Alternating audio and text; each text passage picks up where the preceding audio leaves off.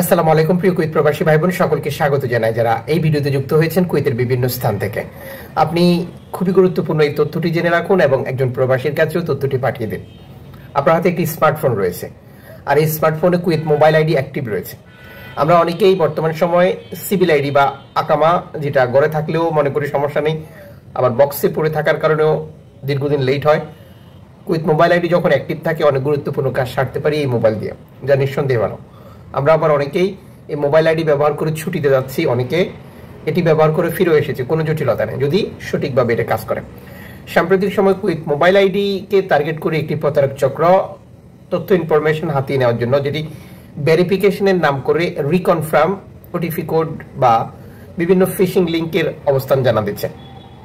Kuwait mobile ID নিয়ে এই ধরনের কোনো বক্তব্য তথ্য সম্পূর্ণভাবে অস্বীকার করেছে ফাঁসি কর্তৃপক্ষ। তার মানে এটা কারা করছে? প্রতারক চক্র।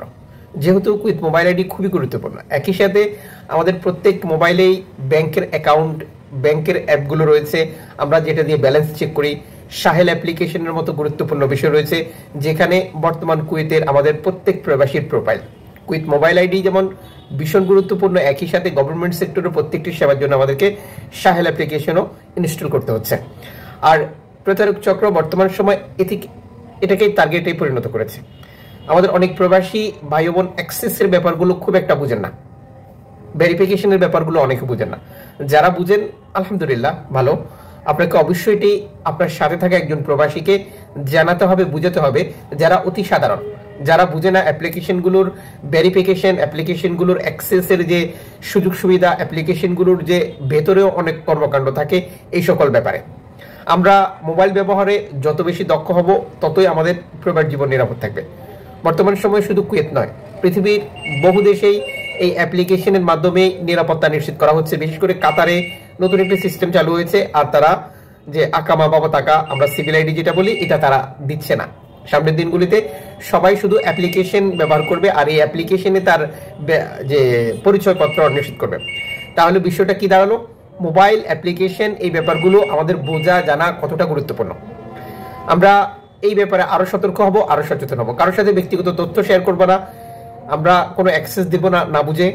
আমরা ওটিপি কোড কারোর সাথে শেয়ার করবো না, কোনো ফিশিং লিঙ্কে প্রবেশ করবো না। আমরা কারোর phone number verification, ID verification, এই ধরনের গুরুত্বপূর্ণ তথ্য ইনফরমেশনগুলো নিয়ে কাজ করবো না। আপনার প্রবাস জীবন সুরক্ষিত থাকুক, এটাই হচ্ছে আমাদের কামনা। আপনি নিরাপদ থাকেন এবং সতর্ক থাকুন।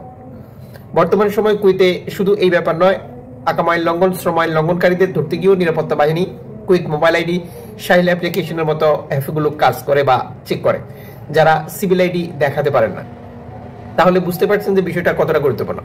আবার অনেক কোম্পানির সমস্যা থাকে, অনেক কফিলের সমস্যা থাকে।